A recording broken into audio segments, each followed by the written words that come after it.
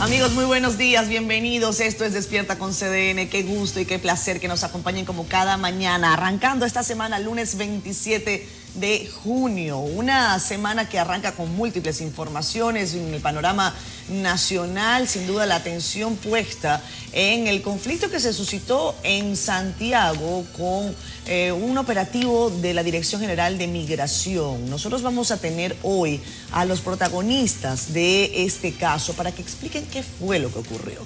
Hay una explicación de la Dirección General de Migración, hay una explicación del Ministerio de Relaciones Exteriores, también hay otra de las personas que están afectadas, entre ellas ciudadanos dominicanos y haitianos, y con ellos vamos nosotros a tener una conversación el día de hoy. También importante lo que vimos en un periódico de circulación nacional con relación a los resultados de la educación a distancia que se implementó durante la pandemia del COVID-19, que aunque no se ha acabado, pues ya quizás pasamos los peores momentos. Hoy estoy yo feliz de compartir con mis compañeros Yanesia Espinal, Héctor Marte, Yulisa está de paseo y Héctor también, y Nelson también. Héctor. De paseo. Están tomándose un descansito. Merecido. Sí, merecido descanso para mis compañeros. Entonces yo digo, el Caribe toma, despierta con CDN. En inglés es como, el Caribe takes. Despierta con CDN. Como dice Nelson, se toma la demanda. Exacto. Una frase que le gusta mucho a Nelson. Y ustedes batean. Y mira de qué manera. ¿Cómo estás, Héctor? ¿Cómo estás, Yanesia? Buen día. Muy bien, muy bien. Buenos días.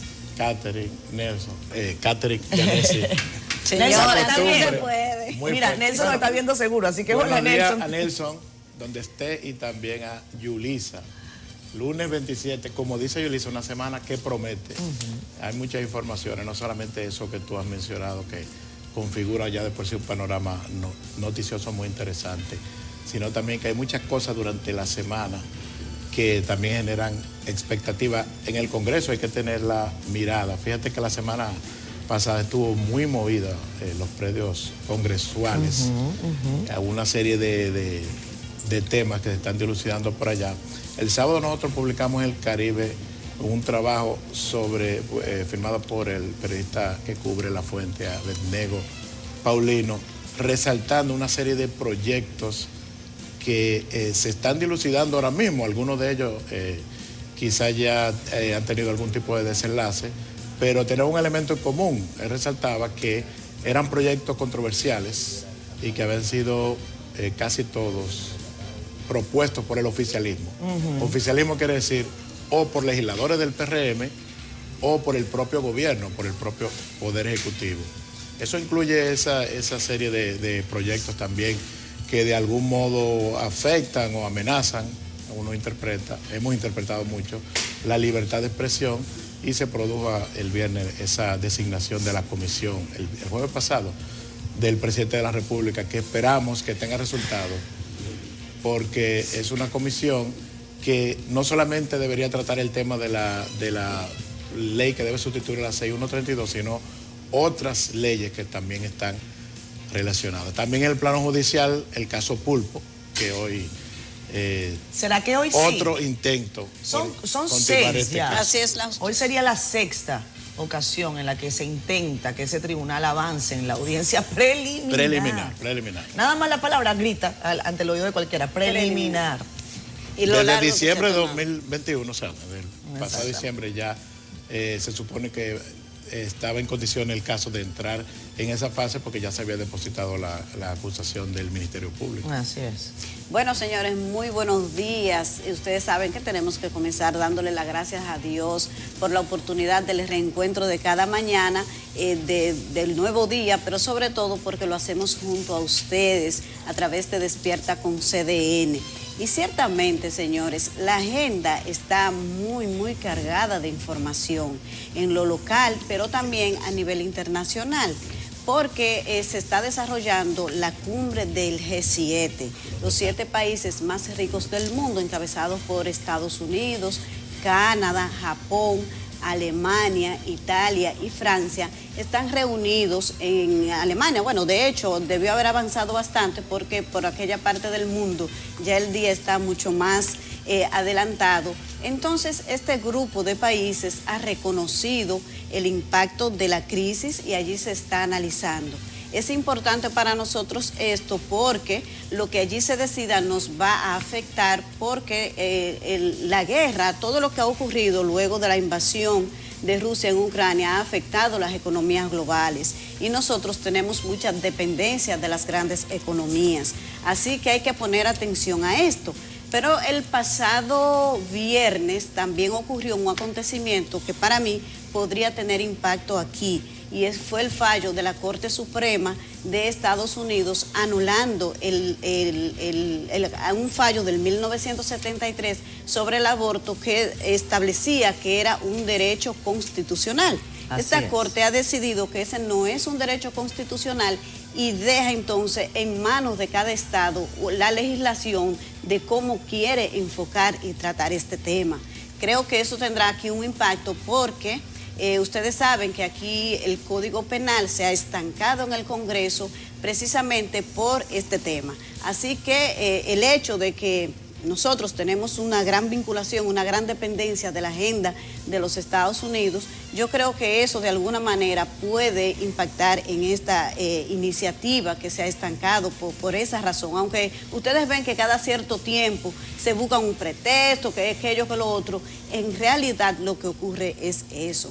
Así que también la polarización se ha aumentado en Estados Unidos con este tema porque tiene a la sociedad totalmente dividida. Así que la agenda nacional y la agenda internacional está bastante cargada para esta semana, Catherine. Un fallo polémico, relevante, polémico, claro, pero claro, que generó gran revuelo, pero que ya se conocía porque se había filtrado. Un borrador. Hace como un mes se había filtrado. Sí. Hay quienes dicen que es el efecto Donald Trump, que todavía va a dejar, o que quizás ese sea el efecto más duradero que haya tenido la administración de Donald Trump. Algunos lo califican como que eso es cosa del pasado, como que Trump no volverá, cosa de la que yo no estoy tan segura ni tan convencida, porque tiene la posibilidad no solamente de volver a aspirar, sino de volver a ser presidente de los Estados Unidos. Independientemente de eso, Donald Trump, con todas sus características, gústele a quien le guste, tuvo la posibilidad casi inédita de nominar a 3 jueces de la Suprema Corte de Justicia, propiciando entonces ese balance de 6 jueces conservadores frente a otros 3 que se consideran de carácter liberal. Y esto va a traer efectos no solamente para el asunto del aborto, sino también para otros temas polémicos por demás, como el tema de las armas y la posibilidad de acceso a ellas. La semana pasada nosotros vimos que incluso esa misma corte avaló y amplió la posibilidad de que personas puedan tener acceso a armas de fuego en la ciudad de Nueva York, algo que estaba hasta ahora establecido de manera prohibitiva. Vamos a ver los titulares que tenemos para ustedes, porque hay un programa, señores, denso, muy denso, para el día de hoy. Ahí se arrancamos.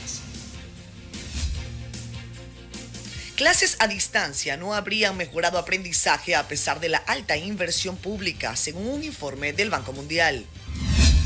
Dejan en libertad a haitiano acusado por migración de encabezar red de tráfico de pasaportes. El excónsul dice que se mantiene en funciones. La ASIS anuló el acuerdo que tenía para legalizar a los haitianos y hoy tendremos entrevistas sobre este tema con sus protagonistas. Aspiraciones políticas encendidas. Este fin de semana siguió el activismo, mientras que fallo del Tribunal Constitucional allana camino para el voto manual. Hoy por 6ª vez, tribunal intentará iniciar audiencia preliminar en caso Antipulpo. 4 muertos y cientos de heridos deja desplome de parte de Plaza de Toros en Colombia. Y hoy recibimos a Roberto Rosario, dirigente de la Fuerza del Pueblo y exdirector de la Junta Central Electoral. Llegó el momento de ver las portadas del periódico El Caribe y de CDN. Hoy tenemos a Francisco Medrano. Hola, muy buenos días, Yaneisi. Saludos para Catherine, para Héctor y por supuesto los demás integrantes de nuestro espacio. Saludos especiales. Vamos rápidamente a verificar la portada del periódico de nuestra casa en este lunes. Iniciamos con este vistazo con los líderes de los 7 países más ricos del mundo, quienes se reúnen en Alemania y en donde analizan la situación económica mundial. El G7 está preparado o preocupado por los problemas de la inflación y problemas del suministro en esta crisis. En el plano local, Aumentan intentos de usar el país como puente del narcotráfico. El presidente de la DNCD destaca capacidad de respuesta de las autoridades y las ocupaciones de cargamentos de droga en costas, puertos y aeropuertos. En otra información, haitianos aún esperan que su país se pronuncie por atropello. Varios empresarios y estudiantes haitianos en Santiago dicen sentirse indignados. En tanto, la Cancillería alega que el cónsul ya no está en funciones. Y los comedores económicos llegan a más beneficiarios. Edgar Augusto Félix, director de los comedores económicos del Estado Dominicano, junto a otros directivos, participaron en el desayuno de El Caribe CDN, en el cual mostraron los logros de su gestión.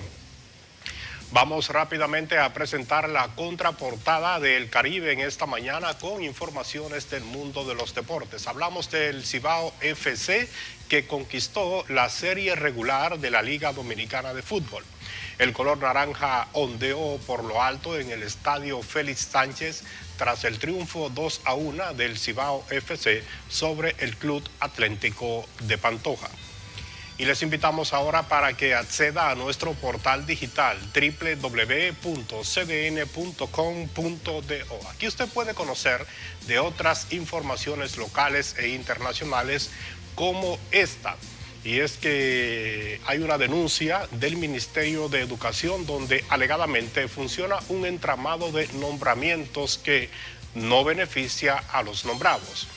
En otra nota, el presidente Luis Abinader deja iniciados los trabajos de construcción de la entrada de Samaná. Y por último, en nuestra página de CDN hablamos sobre el fallecimiento del humorista dominicano Nicolás Díaz, mejor conocido como Margaro, quien fue encontrado en la mañana de este domingo sin vida en su residencia. Así que les invitamos para que acceda a nuestro portal y amplíe esta información y por supuesto también para que adquieran la edición impresa del periódico El Caribe. Es todo lo que tenemos por el momento. Retorno contigo nuevamente, Yanesi. Muchísimas gracias, Francisco, por ese resumen tan completo de las principales informaciones del día de hoy. Y por cierto, muy triste el fallecimiento del humorista que todos conocimos en distintos, vamos a decir, escenarios y trabajando al lado de grandes figuras de la televisión, como fue don Freddy Veras Goico. Así que paz a su alma y consuelo a sus familiares. Margaro, que era un gran humorista, repentista sobre todo. Vamos a ver las condiciones del tiempo. La Oficina Nacional de Meteorología informa que la semana inicia con la vaguada al noroeste y la onda tropical al sureste. Ambos fenómenos estarán generando nublados dispersos en la zona costera caribeña, sin descartar algunos chubascos. Entrada la tarde tendremos mayor actividad nubosa con chubascos o aguaceros, tormentas eléctricas hacia las regiones noreste, sureste, la cordillera central, el Valle del Cibao y el noroeste. En la noche seguirán ocurriendo en la costa caribeña, suroeste, noroeste y norte. La ONAMED mantiene bajo seguimiento la activa onda tropical ubicada sobre aguas del Atlántico a 1.500 kilómetros este-sureste de las Antillas Menores. La temperatura máxima entre 32 y 35 grados Celsius y la mínima entre 23 y 25 grados Celsius. Bueno, ahí está el panorama meteorológico, ya lo saben, mucho calor, señores, ropa fresquita, siempre les decimos, nosotros acá andamos a veces con chaqueta y cosas, pero en lo que salimos de esa puerta hay que quitarse todo, mucha agua, a hidratarse. Saludos a nuestro compañero Jim Suriel, nos vemos más tardecito, querido amigo, y nos vamos a hacer una primera pausa comercial. Son las 7:16 de la mañana, esto es Despierta con CDN.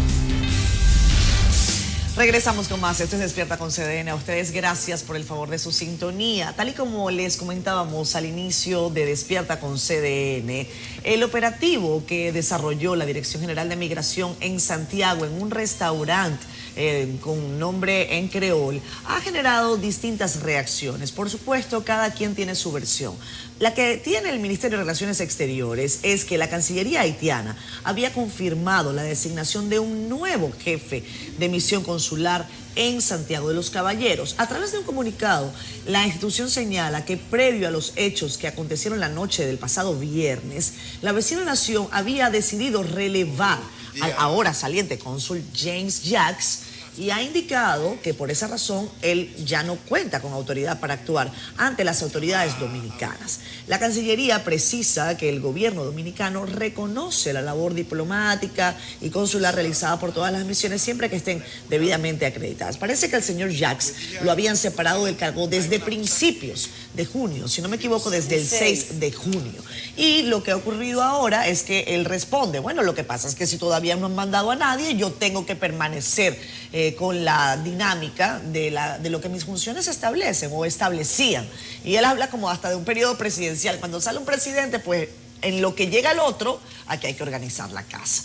Tras las acciones que se desarrollaron ahí en el restaurante, perdonen mi mal creol, Yaromat Creol, por agentes de migración en Santiago, el propietario del negocio expresó que no va a accionar judicialmente. Nosotros vamos a tenerlo a él un poco más adelante acá en Despierta con CDN. Él va a venir a conversar con nosotros para que nos cuente qué fue lo que pasó, quiénes son los que acuden a ese restaurante, si tienen o no documentación, qué fue lo que les pidió la Dirección General de Migración, si fue violento, si no fue violento, si se vulneraron derechos, en fin, todo eso va a ser parte de la entrevista.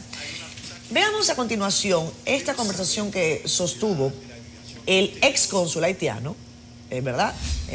James Jacks, quien aclara que mientras llegue su sucesor, él se queda allí. Eso se lo dijo al periódico Diario Libre. Ahí está su testimonio. Moi, une lettre là, moi, je vois la lettre là, c'est une lettre qui dit que je ne pas consul encore, dans le sens que je suis appelé, mais bon, m'a prétend que mon cabinet remplacé n'a fini. C'est-à-dire, pendant notre place là, moi, j'étais consul. Yo leí la carta, es una carta que dice que yo no soy cónsul, yo fui llamado, pero esperando a que llegue la próxima persona o el próximo cónsul, pero mientras tanto yo soy el cónsul. Bon principe en administration publique qui est liquider les affaires courantes. Et mon qui liquide les affaires courantes, c'est des gens qui tenaient au poste officiellement. Ils ont annoncé qu'ils ne vont pas changer, même durant l'élection faite pour le président qui est au poste. En attendant que le président soit président capable de faire transition, en attendant la transition, le président continue à faire travail, de protéger le pays, mais c'est nous qui avons fait. En attendant que l'autre monde continue à défendre le droit haïtien là. Et c'est important, même si nous ne sommes pas consul, si affaire haïtienne est toujours défendre. Hay un principio en administración que dice que cuando están haciendo algunos cambios, la persona que estaba a cargo entonces tiene un tiempo para manejar los asuntos corrientes. Es lo mismo, por ejemplo, cuando un presidente gana una elección, el presidente que estaba en el poder entonces tiene que, antes de que el otro presidente llegue a su investidura, tiene que estar para manejar los asuntos del país. Y eso fue lo que pasó. Antes que llegue el otro cónsul, soy yo el que está aquí para manejar los asuntos corrientes en esta situación. Y sobre todo, algo muy importante, aunque yo no fuera cónsul, como simple ciudadano.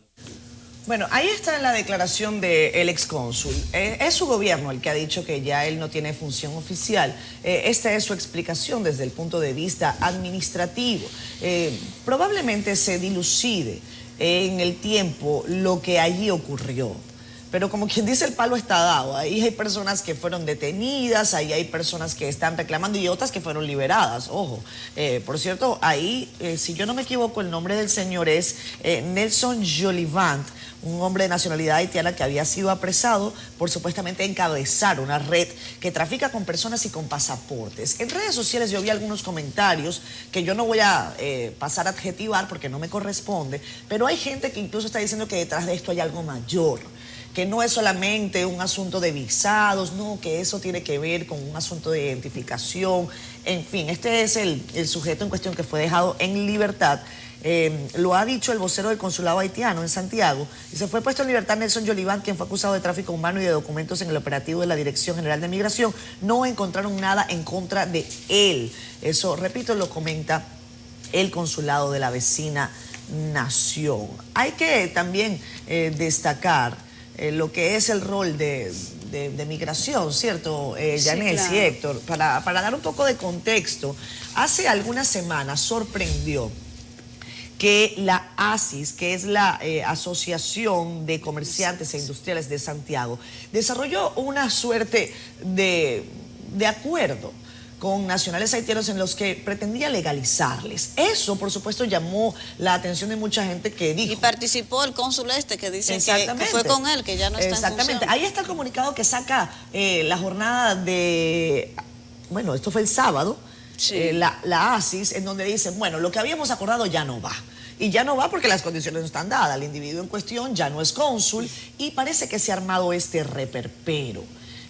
Pero además de eso, sí, además de eso, Catherine, la Fuerza Nacional Progresista, el partido de los Vinchos, como se conoce, exacto, que siempre lleva la voz cantante en este tipo de temas, había advertido que ese acuerdo lo iba a someter a un examen de constitucionalidad ante el Tribunal Constitucional.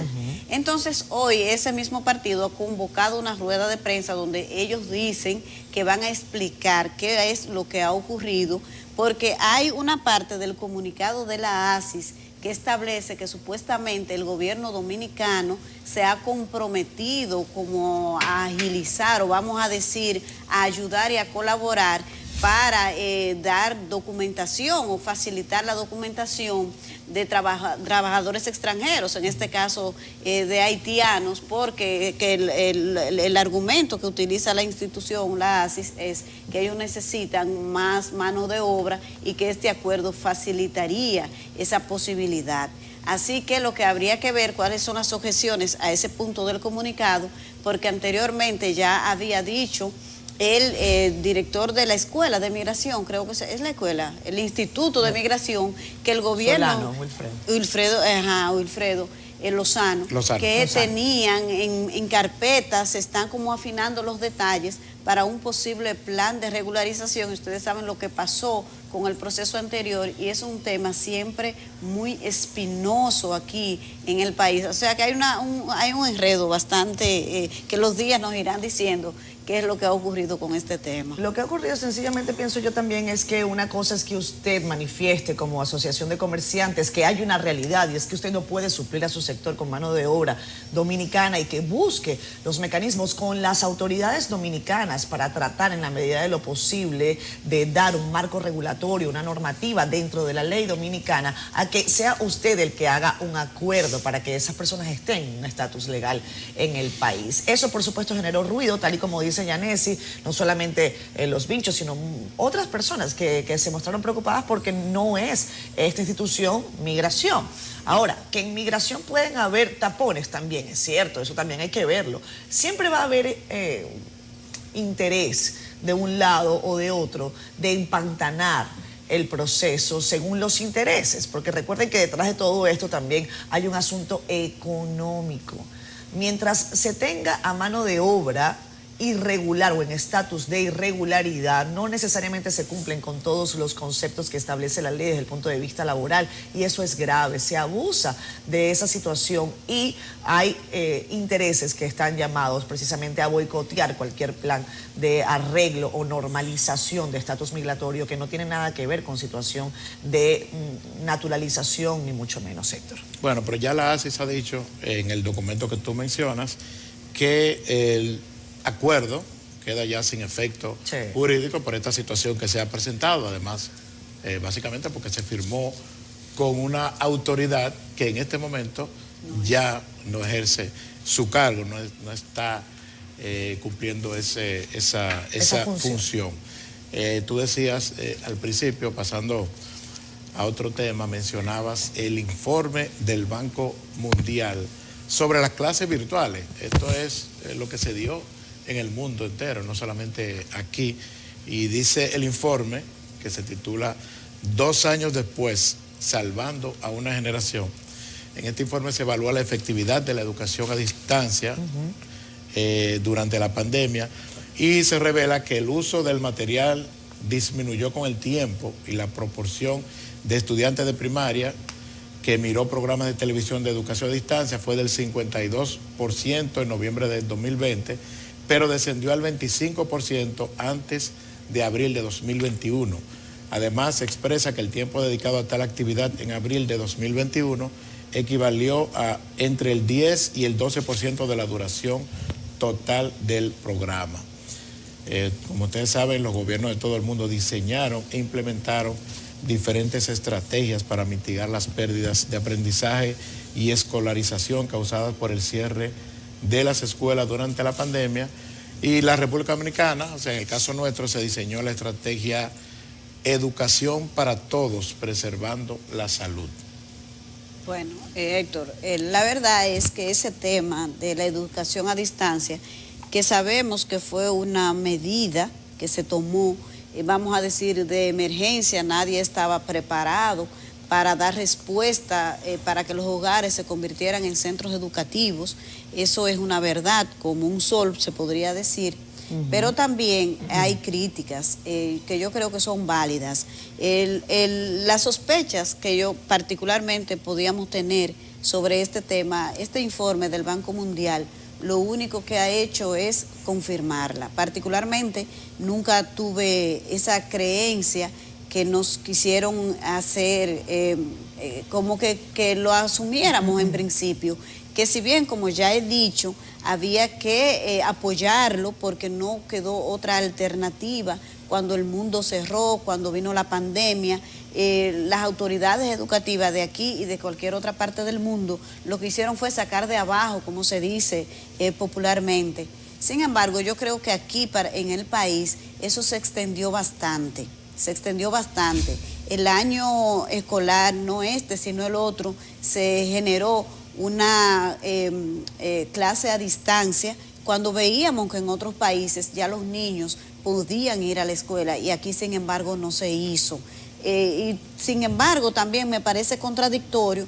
Nosotros hemos sido un país modelo. En el combate a la pandemia lo fuimos, incluso el presidente Luis Abinader participó en una cumbre de la OMS para plantear cómo lo hicimos y también lo hizo bien, con algunas fallas al principio, como era de esperarse, el gobierno pasado del presidente Danilo Medina, y aquí la pandemia no generó situaciones como la que vimos en otras partes, como Nueva York y otros estados de los Estados Unidos, y en Brasil, y en Italia, en España. Eso no se vivió en la República Dominicana.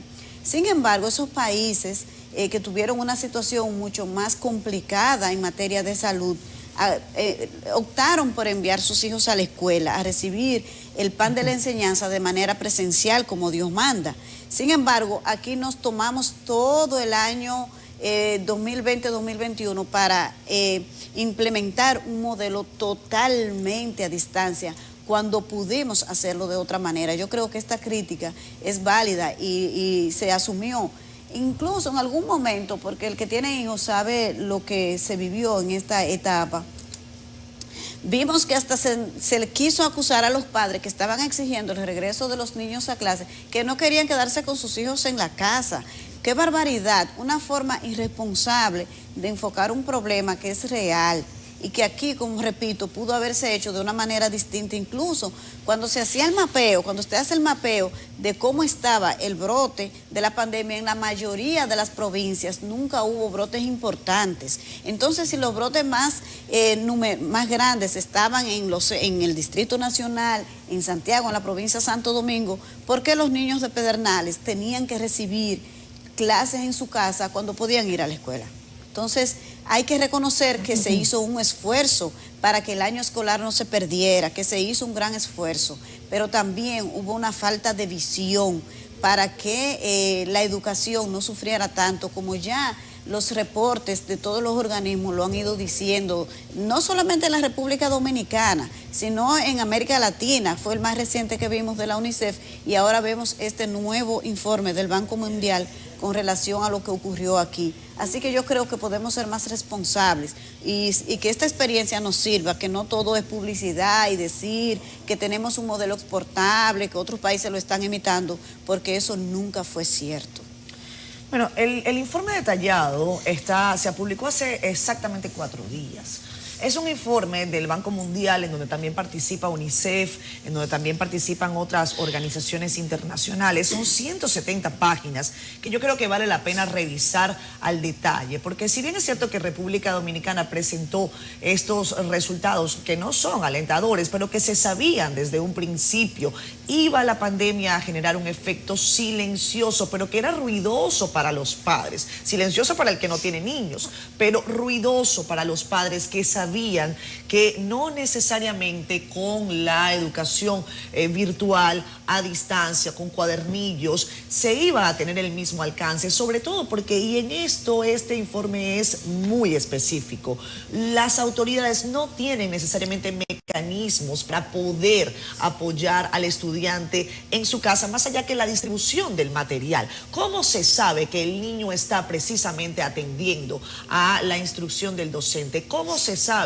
que no hay alguien en casa que le está ayudando permanentemente con la tarea? ¿Cómo se sabe que definitivamente la enseñanza se ha solidificado si también la presentación de pruebas, en fin, no tiene la misma rigurosidad que durante la escolaridad regular? Eso ha generado, por supuesto, duda. Estos dos gráficos pude rescatarlos mientras revisaba tempranito esta publicación, que también está titulada en un periódico de circulación nacional. Y es para que veamos también en contexto cómo está América Latina. A veces nos vemos solo hacia adentro, pero también a veces hay que mirar hacia afuera. ¿Cómo está República Dominicana frente a sus pares? Por ejemplo, con el tema del acceso al Internet, que de esto se ha hablado mucho.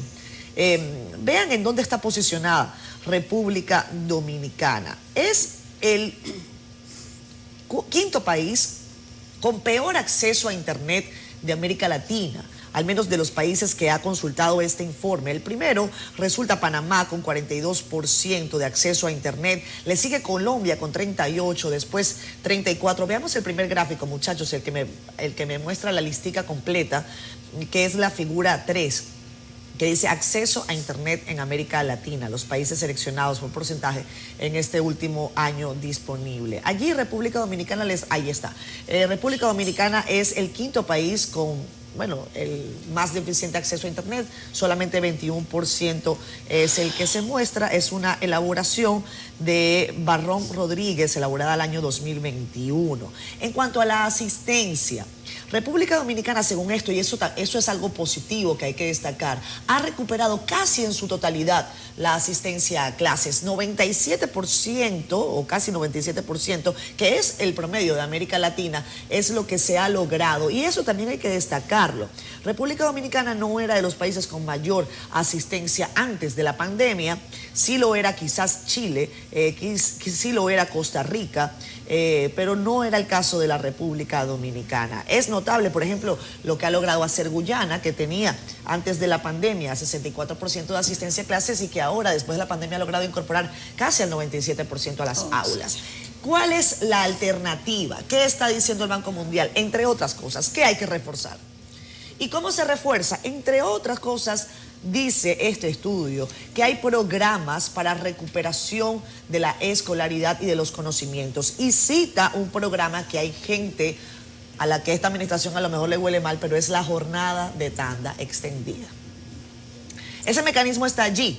El concepto está creado, lo que hay es que ponerlo a andar. Incluso a la administración anterior se le hacía la crítica permanente de que la jornada de tanda extendida había servido como un mecanismo propagandístico, había servido como un mecanismo para mantener a los niños en las aulas y que eso ayudara social y económicamente a las familias, pero que no necesariamente la educación se estaba ampliando o solidificando con la implementación de este programa. Así que ya que está establecido, ya que se han creado los modelos, pues entonces que se utilice para recuperar de alguna manera el conocimiento, yo no voy a decir perdido, pero sí atrasado, empantanado, poco esclarecido en nuestros niños, Héctor. Con relación al estudio, hay una declaración, una reacción, documento escrito que publicó Educa, en el que hace sus observaciones y dice que ciertamente hay que reconocer que, porque es muy evidente, durante el año se puede decir que hubo algún impacto negativo por el hecho de que no se estaba dando la clase presencial. Pero este documento, que está firmado por María Waleska Álvarez, que es la nueva presidenta de Educa, ella sugiere que tengan cautela a la hora de evaluar este documento, este informe, porque ella dice que las evaluaciones en curso, o sea, las que se están haciendo, aún no disponen de información ni oficial ni oficiosa para evaluar los efectos de las medidas o políticas que se pusieron en práctica. Y dice que sería incorrecto que a la fecha y con la data disponible se concluya que la calidad de la educación medida por nivel de aprendizaje de los estudiantes se haya deteriorado significativamente. Eso es Educa. Significativamente, sí. O sea que ellos, la entidad Educa, reconoce que ciertamente hubo un impacto negativo, pero que todavía no se puede cuantificar o no se puede todavía ponerle números a eso. Bueno, hay datos objetivos y hay gente que dice, bueno, también estos informes establecen conforme a los porcentajes suerte de presunción.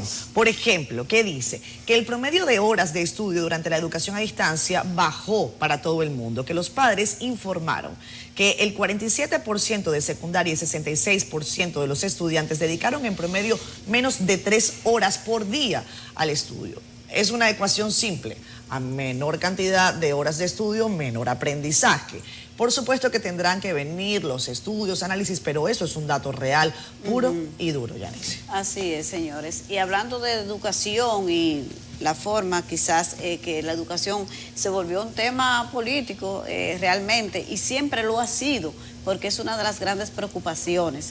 Pero hablando de en otro enfoque de la política, este fin de semana estuvo bastante activo, no tanto como otros, porque el expresidente Danilo Medina o pospuso o quizás en la agenda no tenía el pasado domingo hacer las famosas juramentaciones que hace, pero el mismo partido informó que las retomará a partir del próximo domingo, pero la política sigue activa y el partido Fuerza del Pueblo que lidera Leonel Fernández destaca que se ha ampliado la gran cantidad de personas que se están inscribiendo en su padrón y dice que ya van por 1 millón y que este martes el líder de esa organización, Leonel Fernández, junto con otros miembros de la dirección política, irá a la Junta a depositar 1 millón de inscritos en su padrón. Dicen que son más, pero que mientras tanto van a dar eso. 1 millón es una cifra poderosa. Sí.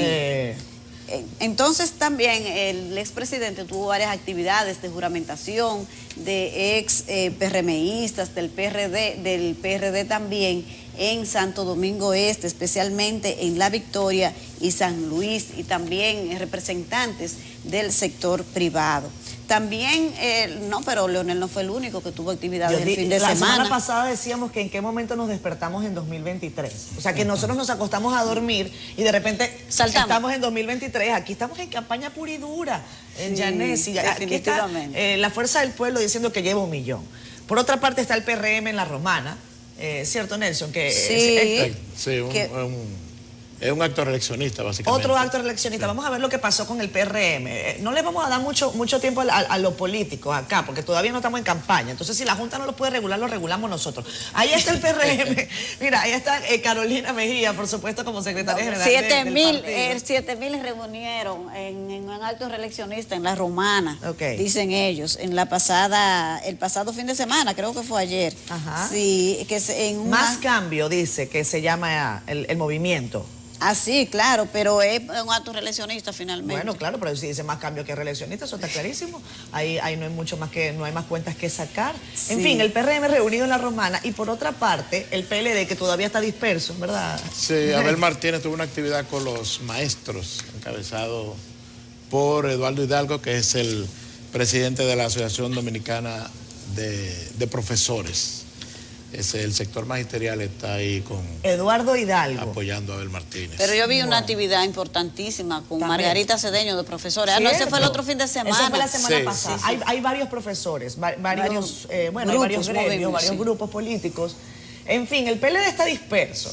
Eventualmente, se supone que en octubre, ellos tendrán que definir quién será su candidato. Y ojo con esto, porque la semana pasada también salió un fallo del Tribunal Constitucional que según los especialistas allana el camino para el llamado voto manual. O, visto de otra manera, le hace un requiem al voto electrónico o automatizado. Y eso es un problema mayor, porque hasta ahora veníamos dando pasos para el tema de la automatización del voto y sobre todo para la transmisión de resultados. No sé si esto tenga ese alcance, Yanesi. Vi a un especialista, a Hernández Peguero, que es ahora de la Fuerza del Pueblo, pero por mucho tiempo fue representante del PLD en la Junta Central Electoral, decir que para el tema de la transmisión el fallo no afecta. No afecta. Habría que ver, porque lo que el Tribunal Constitucional dio a conocer fue el dispositivo de la sentencia. Habría que ver cuando ya salga la sentencia completa por cuáles aspectos se ha declarado inconstitucional. En este dispositivo lo que dice hasta ahora es que se anularon los artículos 99 y creo que un acápite del 137 de la ley 1519 del régimen electoral, que fue la que abrió el camino para la automatización de todo el proceso de votación.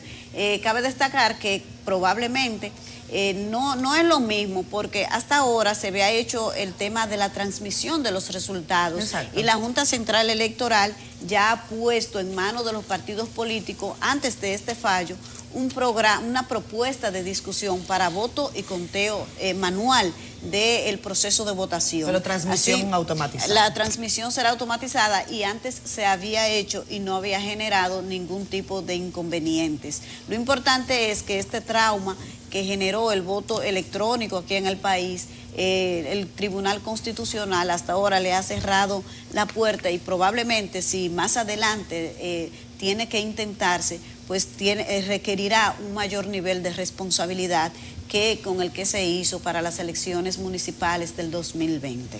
Bien, es importante, como tú dices, ver las motivaciones, ver la sentencia completa. Como tú decías, Yanesi, al principio del programa, murió ayer Nicolás Díaz Margaro, un gran humorista muy especializado en eso que se llama repentismo. O sea, un humorista que no necesitaba como un libreto para hacer reír, porque siempre las respuestas de él fluían así.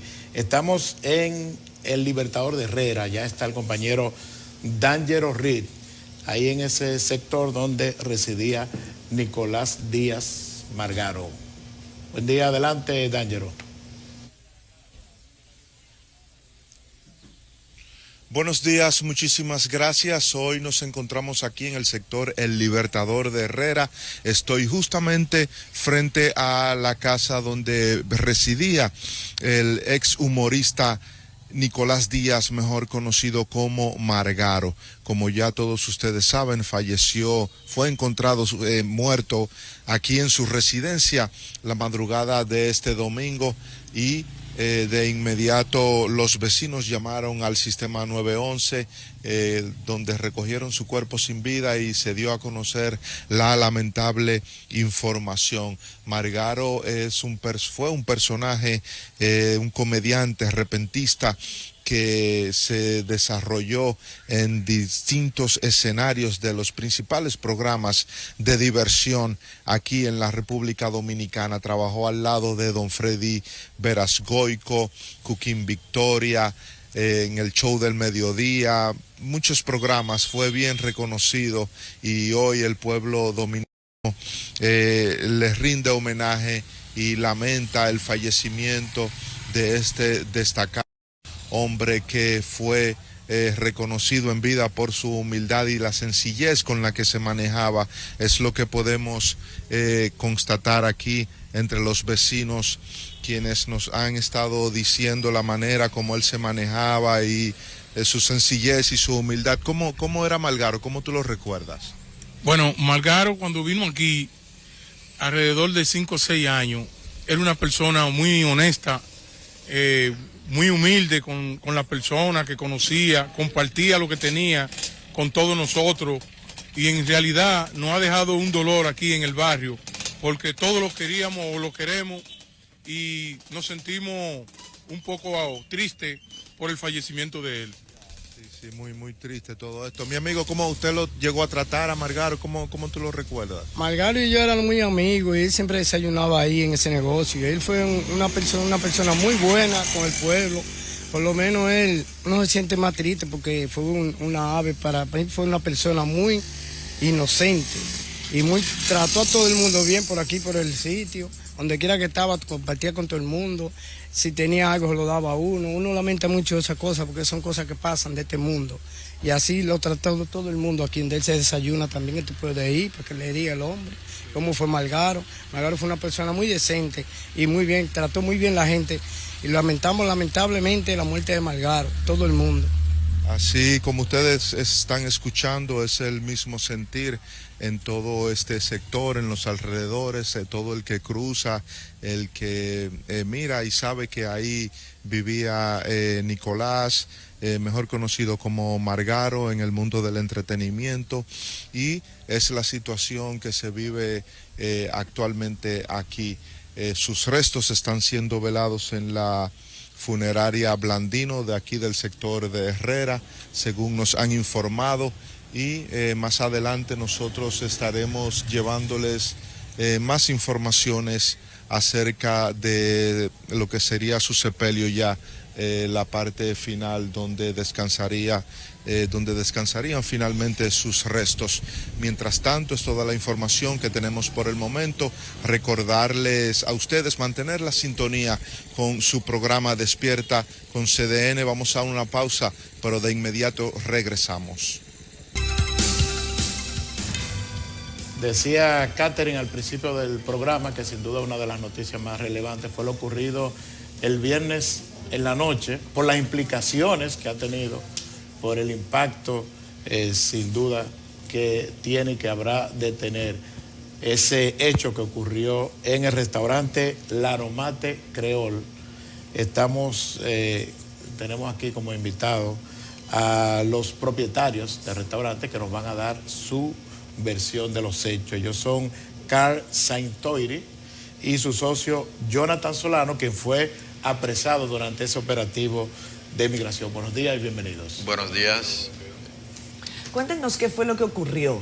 Hemos tenido hasta ahora versiones de la Dirección General de Migración que en sus cuentas de redes sociales dijo lo siguiente, voy a darles el titular. Migración desmantela banda que traficaba con pasaportes y visas en Santiago. Hablan de un operativo que se desarrolló en este centro de diversión, comentan ellos, porque atendieron a quejas de vecinos y ciudadanos que denunciaban ruidos, escándalos, en fin, y que allí se planteó la situación con el cónsul, que ya se ha confirmado, es ex-cónsul, aunque él dice que sigue en funciones. ¿Qué fue lo que ocurrió realmente? El viernes, era alrededor como las 10:30 de la noche, cuando mi socio me llamó y me dijo que está pasando una situación en el negocio. Estaba en mi casa y al llegar en el lugar, yo vi que estaban montando los clientes que estaban en el negocio. Y la explicación, cuando le pregunté al coronel qué es lo que estaba sucediendo, porque que él estaba recibiendo unas cuantas quejas de vecinos. Entonces yo no logro entender, porque sí son quejas porque es migración que está llegando. En el local lo que teníamos en este momento eran estudiantes, porque estamos frente a la Universidad UTESA. La hora, la universidad acaba de terminar, los estudiantes estaban allá y algunos amigos. Es un punto de encuentro de la clase media, más o menos. Entonces, al llegar el cónsul, cuando estaba teniendo muchos problemas, unas cuantas discusiones con ellos, llegó el cónsul el ex cónsul, como dicen, pero para mí yo creo que llamé a la embajada y fue a él que mandaron. Entonces no sé qué creer, si es cónsul o si no es cónsul. Lo que sí yo sé, en Santiago, para mí él es el representante de nosotros, por eso fue el que llegó, porque él llegó en el vehículo del consulado y con los empleados del consulado, acompañado de ellos. Y estaba montando gente y mi socio, como no era algo aceptable, y quiso no hacer fuerza, sino hubo una discusión entre él y el coronel, y él lo llevó, pero antes que él lo iba a llevar, presentó su carnet, su cédula, le dijo, yo soy dominicano yo soy dueño de este negocio, solamente no estoy de acuerdo con lo que está sucediendo. Y a él le dijeron que no, tú vas con nosotros porque esa cédula es falsa porque tú estás hablando creol. Y lo montaron también. Por ahora eso es lo que puedo decir. Pero, había unos cuantos clientes comiendo, se lo llevaron a los empleados que son legal también, que dominicanos que trabajan conmigo y los haitianos que tienen su carnet de trabajo. Lo llevaron. Me llevaron a 2 clientes que son ciudadanos americanos, pero no, lo que pasa es que ellos no pidieron documentos. No pidieron documentos. No pidieron documentos. Ellos solamente llegaron y empezaron a montar a todo el mundo que estaba en el negocio, porque obvio una persona americana que tiene su pasaporte en mano, cuando si tú le estabas pidiendo su documentación, ahí tú ibas a ver que no es una persona que tú puedes, que tiene problemas migratorios, yo diría. El caso de Jonathan, que fue apresado durante el operativo, ¿cómo fue la experiencia? ¿Qué fue lo que te pasó? Bueno, me llevaron porque no estaba de acuerdo con ellos, con lo que estaba pasando, y me vieron hablando creol. Yo tenía una gorra con cosas de Haití, porque yo soy dominico haitiano. Dijeron que mis papeles son falsos. Mi esposa llegó con mi pasaporte dominicano y con los sellos de viajes que yo hice con mi pasaporte dominicano. Dijeron que es falso, que dónde está mi visa dominicano en un pasaporte dominicano. No tiene sentido para mí. Y me llevaron como quieran. Ellos saben lo que estaban haciendo. Fue de maldad, porque ellos saben que soy ciudadano dominicano. Y después, para salir, me dijeron que yo tengo que andarme con mi acta de nacimiento. Pero ¿quién anda con su acta de nacimiento? Yo no entiendo. ¿Cuánto tiempo duraste detenido? Más de 2 horas. Y 2 horas. Sí, lo soltaron más de eso. A las 3:30 de la mañana más o menos. Me llevaron en un camión de ilegales y me tomaron como un ilegal. Yo creo que violaron mi derecho como ciudadano dominicano. Claro. Ese operativo fue personal de migración asistido por policías.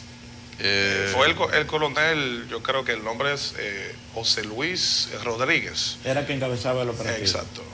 En el momento, cuando empezó a tener muchos problemas, llamé al número que tiene el cuartel de Mari López y llegó el coronel del sector, de la zona azul, para dar su apoyo. ¿Que a ese usted lo conoce? Sí, yo la conozco y nos ayudó a mantener un poco la calma para evitar más problemas. Vamos a la justificación de migración para que ustedes nos digan cuál es su opinión y la explicación que tienen sobre este particular. Ellos dicen que ahí fueron detenidos 21 haitianos indocumentados. Hablan de que consiguieron 15 pasaportes haitianos, 56,000 pesos dominicanos, $890 y 4,100 goods haitianos. ¿Qué era lo que estaba ocurriendo allí? ¿Por qué la gente tenía su pasaporte? ¿Estaban o no indocumentados? ¿A qué se debe esto? Dice el cónsul que, bueno, que el gobierno haitiano dice que no es cónsul, pero que él dice que es cónsul porque está en funciones. Parece un trabalengua, pero creo que hay que hacer la explicación larga, corta. El cónsul saliente. El cónsul saliente, gracias, Héctor. Es que, mira, la precisión ahí me gracias. Estamos ubicados frente a UTESA, ¿verdad? En una plaza comercial que se llama Plaza Isabel Emilia. Sí. En esta plaza hay más de 200 módulos, 200 locales comerciales. Nosotros estamos en la avenida. Donde ellos encontraron esos pasaportes es una agencia de viaje que se llama Nenel Tours, legal también, que es de un amigo de nosotros, que está detrás, en el parqueo de la plaza. Eso no tiene nada que ver con el restaurante. No fue en el restaurante que hicieron el decomiso de pasaportes. Y los ilegales que apresaron el operativo fue en varios locales. En la plaza. Y los 21 ilegales no estaban en mi negocio porque ellos ya habían empezado un recogido en la zona azul. Al llegar en el lugar, esas personas ya estaban. A los clientes de nosotros en la noche los soltaron a todos. A mis empleados me soltaron mis empleados, soltaron a Jonathan, soltaron a los 2 ciudadanos americanos y mis empleados los soltaron a todos. Todo lo que agarraron en mi negocio lo soltaron la misma noche y los otros se lo llevaron. Porque cualquiera que venía pasando en su vehículo, los videos están, lo desmontaba del vehículo y lo montaban en la guagua sin permiso. O sea, con pasaporte o sin pasaporte, la idea era que ellos querían hacer el trabajo a la fuerza, obligado. Pero eso no era... ¿Qué creen ustedes que fue lo que motivó esta acción? Porque entiendo yo, este negocio, ¿cuánto tiempo tiene establecido? Háblenme si ustedes tuvieron dificultades para instalarlo, si pagan sus impuestos, en fin, las condiciones, las características del negocio y a qué creen ustedes que viene esta acción de migración. Tú sabes lo difícil que es hoy en día crecer. Empezamos bien pequeño, en un local solamente que teníamos una cocina sin un extractor, mejor dicho. Empezamos a cocinar desde una cafetería, mejor dicho. Y estamos creciendo. En esa plaza tenemos 6 años. Que yo sepa, yo no tengo ningún problema con ningún vecino. Hemos ido creciendo poco a poco. El bar que tenemos no tiene ni 2 meses abierto, porque fue el 13 de mayo que lo inauguramos. Pero el restaurante en sí, en el local que está, lo abrimos fue el 14 de febrero 2020, sí. En el nuevo local que estamos ahora. Y fue un proceso bien difícil, sí. Con muchos préstamos, con mucho lío, porque usted sabe lo difícil que es crecer. Entonces, que yo sepa, no tenemos ningún problema con ningún vecino, con ningún otro negocio. Ahora sí, con la remodelación que hemos hecho, el negocio subió de valor, como dije a otro noticiero. Yo tengo un público dominicano que frecuenta mi negocio, un 25% de mi clientela es dominicano, que piden desde su casa, que piden en Uber Eats, en pedido ya. Si el negocio está registrado, pagamos nuestro impuesto al tiempo, no tenemos ningún tipo de conflicto con esa cosa. Tenemos nuestro empleado por la regla, no tenemos ningún tipo de problema con eso. Entonces, lo que sucedió, lo que yo he podido escuchar, no puedo confirmar, es que el coronel actual que está en migración ahora, que es nuevo, tiene un familiar que vive al frente. Fue ella que llamó, o eso, junta de vecinos habían reunido en varias ocasiones, por asunto de que cuando el negocio de noche tiene mucha gente, ellos tienen dificultades para parquearse. Claro. Y tú sabes, normalmente cuando cierra una discoteca, un bar, la gente que salen tomados, hablan fuerte, y eso parece que también es una molestia para ellos. Pero yo pensaba que había otra forma de manejarlo, que no tenía que ser así, porque como lo estoy diciendo desde un principio, es bien difícil crecer y de un día a otro que alguien te haga un daño así. Porque ahora el negocio está abierto, pero así como estuviera cerrado desde el viernes, porque todo el mundo tiene miedo. ¿En qué sentido? Que yo estoy legal y sea legal o ilegal, me van a llevar. Claro. Los estudiantes ahora tienen miedo, tienen que estar pidiendo desde su casa, porque lo que dicen, y es real, si el dueño del negocio, que es dominicano, lo llevaron preso, llevaron a 2 ciudadanos americanos, ¿qué será de nosotros, que solamente tenemos un carnet de estudiante? Y en el tiempo que ustedes tienen operando, ¿es la primera vez que les sucede algo así o migración va con frecuencia a revisar el negocio? No, si hay personas por primera vez. Por primera vez, eso nunca había sucedido anteriormente. Como te dije, en la zona donde estamos nos llevamos súper bien con las autoridades. Vamos a seguir con ustedes, pero tenemos a Edwin Patterson vía Zoom. Él es director ejecutivo de la Fundación Sile, muy conocido aquí en el país. Buenos días, don Edwin. Muy buenos días a todos, especialmente a los amigos compatriotas de Carlos. Hola, Edwin. ¿Cómo tú estás? Hola. Muy bien. Pues un placer estar con ustedes y acompañarlos en ese momento. Gracias. En esta situación que ha ocurrido, evidentemente que hay como un procedimiento irregular, un procedimiento que llama la atención, además de todas las implicaciones que tiene el tema también del cónsul, que resulta que todo el mundo pensaba que era el cónsul, pero no lo es, porque las autoridades haitianas lo han establecido así, en una comunicación de Cancillería, o sea, de Cancillería haitiana a Cancillería dominicana. ¿Cuál es su posición sobre todo estos incidentes? Bien, si comenzamos por el caso del cónsul, entiendo que hay un asunto de ligereza administrativa de parte de la Cancillería haitiana.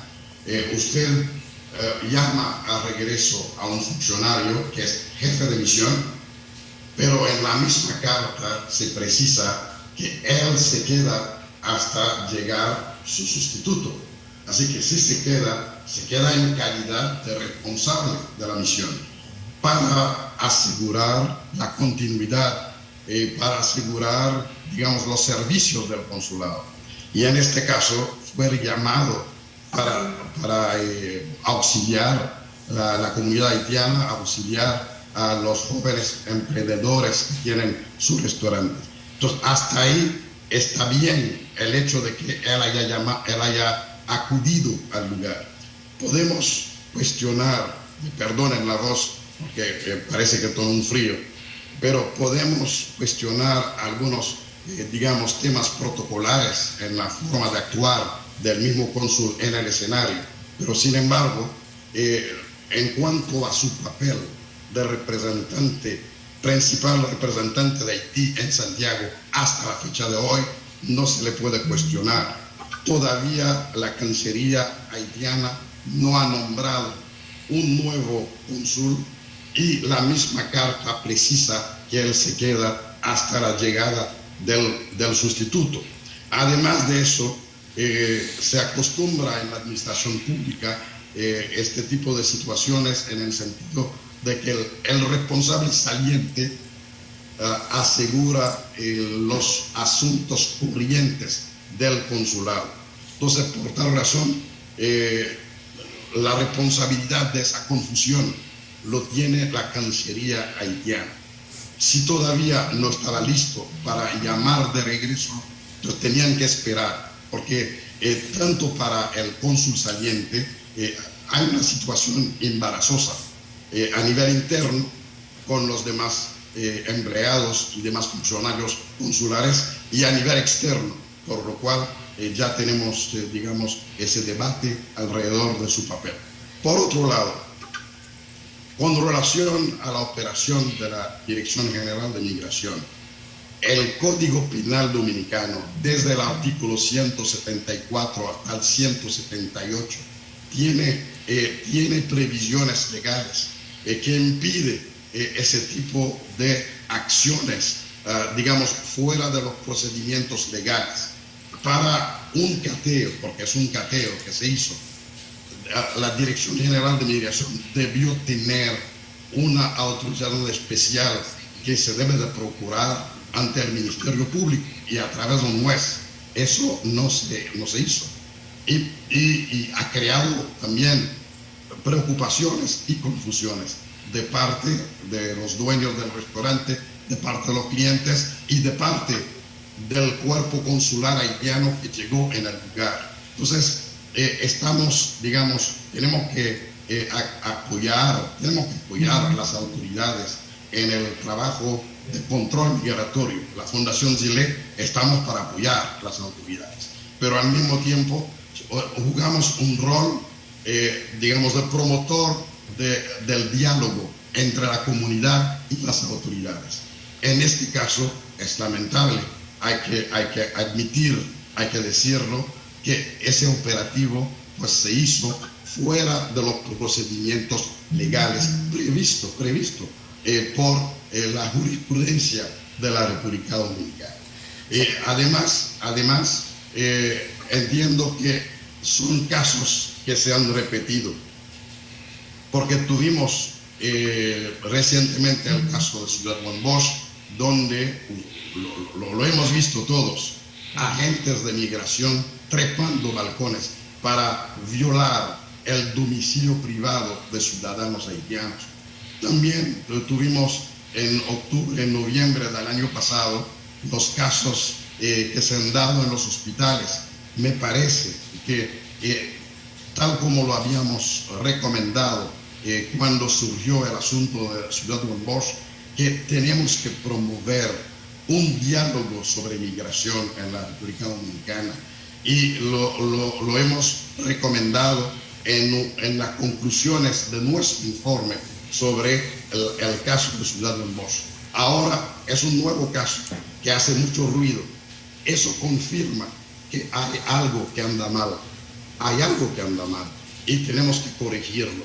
Tenemos que corregirlo en un espíritu, digamos, de colaboración con las autoridades dominicanas. No creo que la comunidad, estoy totalmente convencido, la comunidad haitiana, primero, tiene que respetar las reglas migratorias y segundo, tiene siempre que atender algún llamado que hace un agente de migración.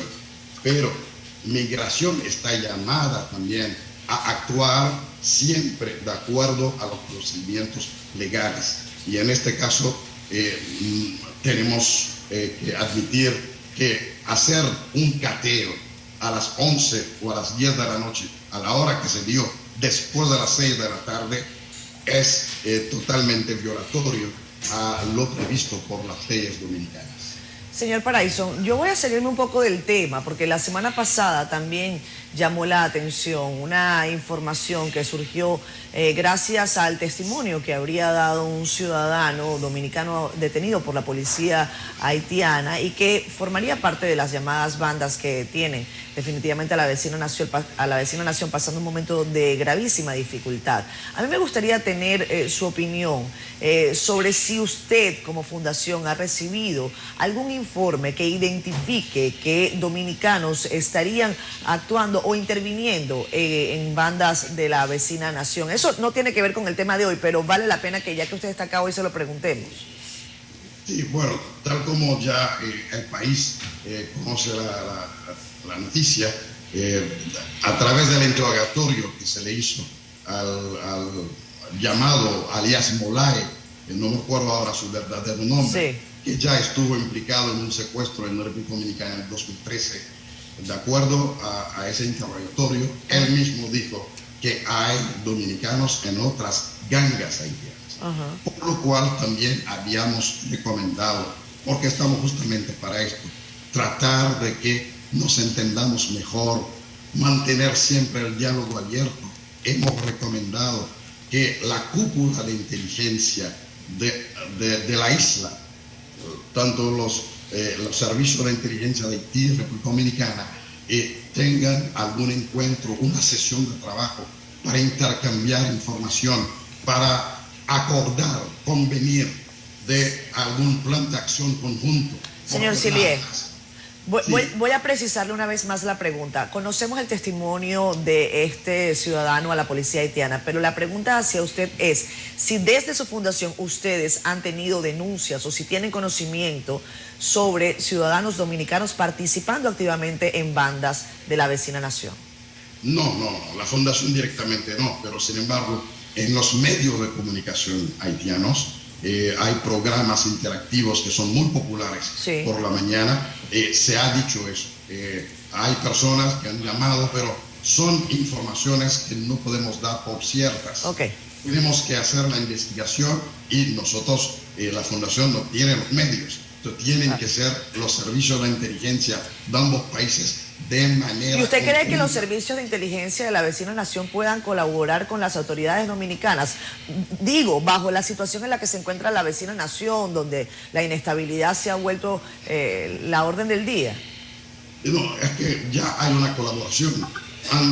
Se ha acostumbrado, digamos, intercambiar información. Sin embargo, ante las últimas declaraciones del tal Molae, sí, esto hay que tomarlo muy en serio y por tal razón entiendo que ambas partes deben de acordar un plan de acción conjunto. Mi inquietud viene dada, señor Paraíso, a que en la última comunicación de las autoridades dominicanas se dice que la policía haitiana no cuenta con los mecanismos para identificar a cualquier individuo a través de mecanismos de identificación biométrica, en fin. Bueno, en caso de que la República Dominicana, que pudiera estar más avanzado que Haití en este tema, podría ayudar, podría colaborar, ofrecer su colaboración a Haití, para que justamente nosotros insistimos mucho. Lo hemos insistido en el caso, por ejemplo, del COVID, que Haití y República Dominicana teníamos que luchar conjuntamente frente al COVID. Ahora hay una amenaza en términos de seguridad, sencillamente tenemos que aunar los esfuerzos y luchar conjuntamente, poner todos los recursos que tenemos, haitianos y dominicanos, para hacerle frente a la situación. Bien, gracias, señor Paraíso. En el caso de ustedes, ¿algún llamado final a las autoridades luego de estos incidentes? Que eso no se quede impune, porque eso fue un acto muy grave de parte de Migración. Y hoy en día, como le dije ahorita, tengo mi negocio que ya está prácticamente cerrado. Tengo muchas cuentas que tiene que pagar. Que hay que pagar. Todos los clientes que sacaron del negocio tenían cuenta abierta. Eso yo sé que es una pérdida solamente para nosotros. Y solamente que eso no se quede impune. Y yo como ciudadano dominicano violaron mis derechos. Hasta yo tengo que unirme hoy con mis abogados, yo tengo que demandar porque no se puede quedar así. Bien. Bueno, muchísimas gracias. Evidentemente que hay algunas cosas como que no cuadran con relación a este operativo. Sí. Vamos a una pausa. Estamos de regreso en Despierta con CDN. Este lunes sí que ha sido intenso, señores. Cuántas informaciones y temas, no solamente informaciones, sino temas variados. Y ahora vamos a la entrevista central para tratar un tema que aquí a la gente le encanta. Hablemos de política. Y nuestro invitado de hoy es el doctor Roberto Rosario, miembro de la dirección política del partido Fuerza del Pueblo y quien organiza, es el coordinador del sector externo para las elecciones del 2024. Gracias por aceptar nuestra invitación, doctor Rosario. Gracias a usted, de verdad, con dos distinguidas damas y un caballero. Bueno, doctor, pero... Me dan la oportunidad de llegar a los televidentes de CDN. Están madrugando en este tema de los eventos, de las actividades proselitistas. Vimos que usted en Santiago el pasado fin de semana organizó ya lo que sería el sector externo de apoyo a la candidatura de Leonel Fernández para las elecciones del 2024. ¿Cómo fue ese evento y en cuál etapa es que están ahora? Porque la campaña no se ha abierto. Mira, es un tema que es bueno abordar. Lo que es el proselitismo político y lo que es el proselitismo electoral. Son dos conceptos distintos y son dos etapas distintas. Los partidos políticos han sido creados para garantizar que haya una democracia dinámica. Y como tales son instituciones con vida propia, que no dejan de funcionar porque haya o no haya elección. En ese proceso tienen que vivir fijando posición sobre los diferentes temas de la vida nacional. Por tanto, es normal que los partidos hagan actividades bajo techo, en recintos cerrados, y que promuevan sus posiciones institucionales. La Fuerza del Pueblo ahora mismo está concentrada básicamente en aumentar lo que es su caudal de miembros y simpatizantes o afiliados. Y precisamente el 28 de este mes el presidente Fernández estará presente en la Junta Central Electoral para depositar su padrón de 1.100.000 personas que ya tenemos afiliados, que era la meta que nos habíamos propuesto. Esas son actividades de proselitismo partidario que se han estado desarrollando y por las que el presidente cada determinado tiempo tiene que ir a juramentar los nuevos afiliados. La otra es la conformación del sector externo, que es la actividad a la que te refieres de Santiago. Efectivamente, el presidente Fernández solicitó a la dirección política que me designara director nacional del sector externo y en esta etapa lo que estamos es creando la estructura que va a servir para la coordinación del sector externo por provincia. Y esta es la tercera actividad. Hubo una primera en Samaná, hubo una segunda en Puerto Plata y esta es la tercera ahora que realizamos en Santiago, que por su magnitud y por las implicaciones que tiene, se hizo en un evento muy definido, con invitaciones escritas para personas específicas que asistieran con un perfil definido.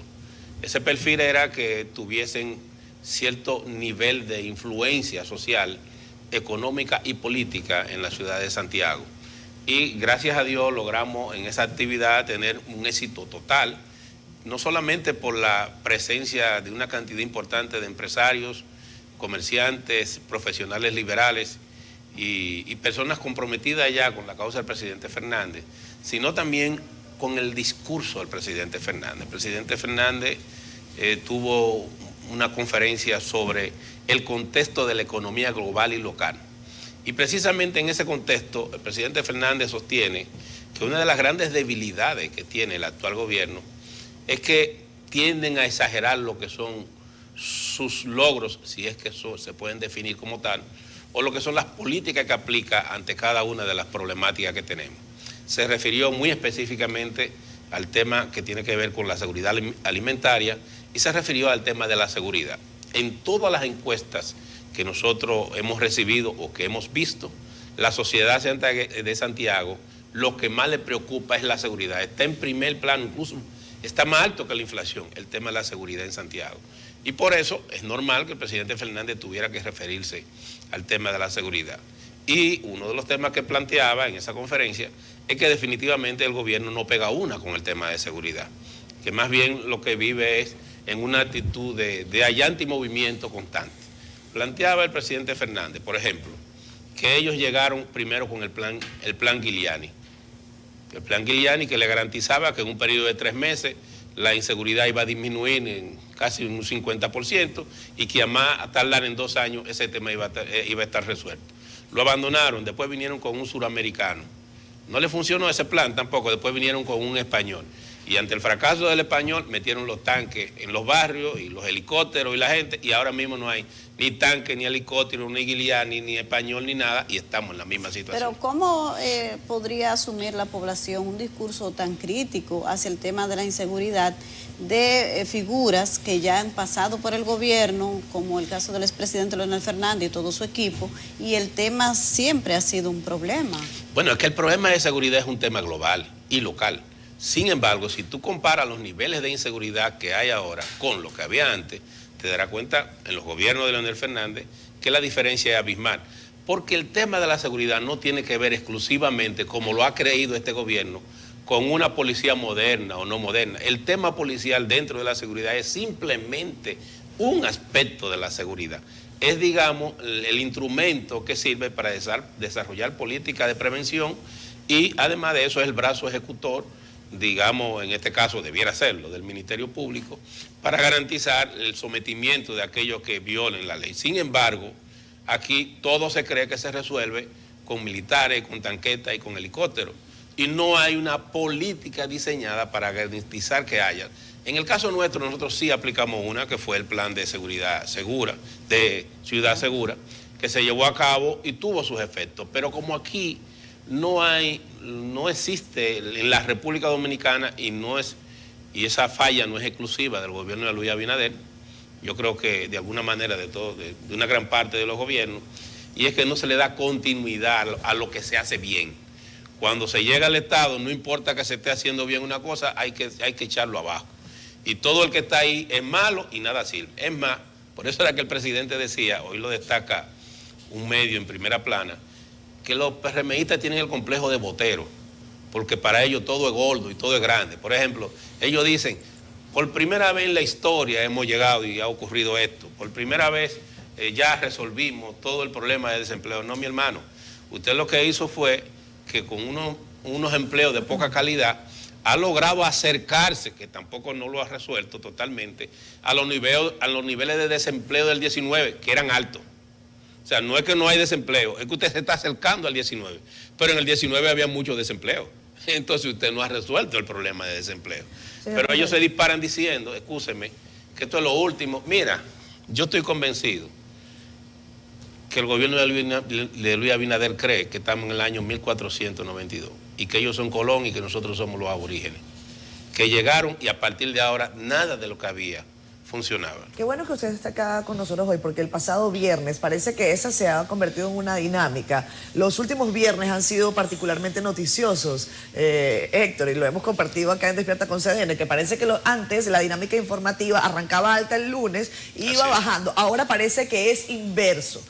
Los lunes empiezan suave y va subiendo en la semana. Al parecer hay mucha noticia que busca disiparse durante el sábado y el domingo.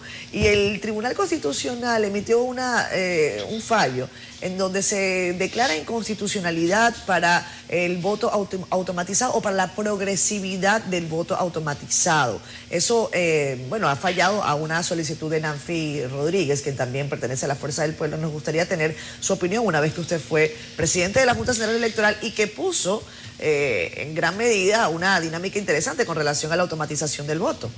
En realidad lo que la Junta hizo no fue voto automatizado, fue voto electrónico. Exacto. Lo que pasa es que usaron el concepto de automatizado para no usar el concepto de voto electrónico, por lo que les voy a explicar.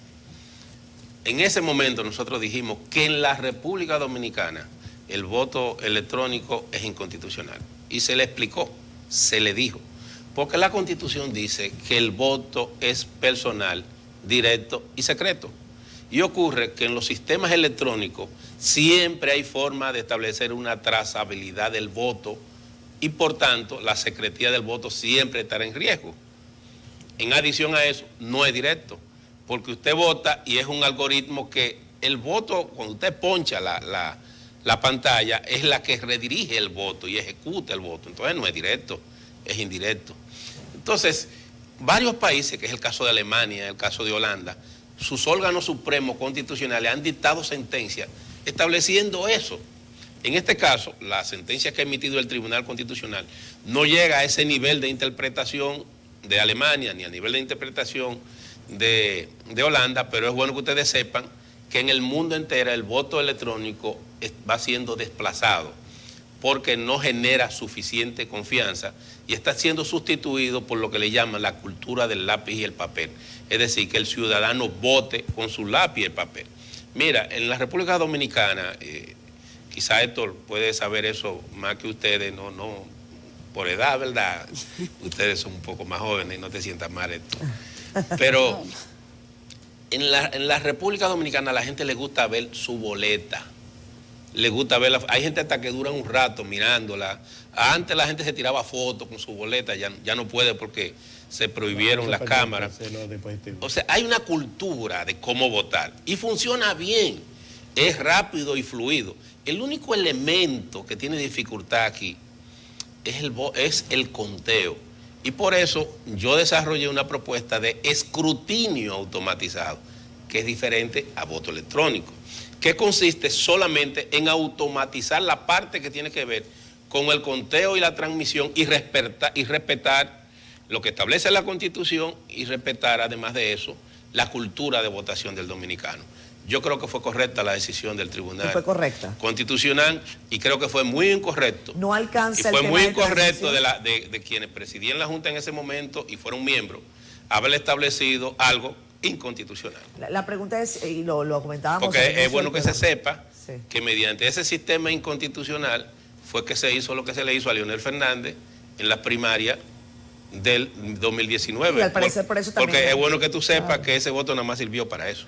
Bueno, finalmente sobre ese particular de las primarias que ocasionaron la ruptura del Partido de la Liberación Dominicana, la formación posterior de la Fuerza del Pueblo, también podríamos hablar más adelante, pero nos preocupa, bueno, al menos a mí, porque no tengo la posición de especialistas, y lo hablábamos temprano, Yanesi, Héctor y yo, que si esto va a alcanzar la parte del escrutinio, si va a alcanzar, si la decisión del Tribunal Constitucional alcanza el escrutinio, alcanza, nada de esto solo tiene que ver con el voto. Eso tiene que ver exclusivamente con el voto electrónico. Por lo que le decía, es que la gente sigue ahora, lo que está proponiendo la Junta Central Electoral ahora y lo que se ejecutó antes de la utilización de ese instrumento, es que se permite que la gente vote igual. Sí.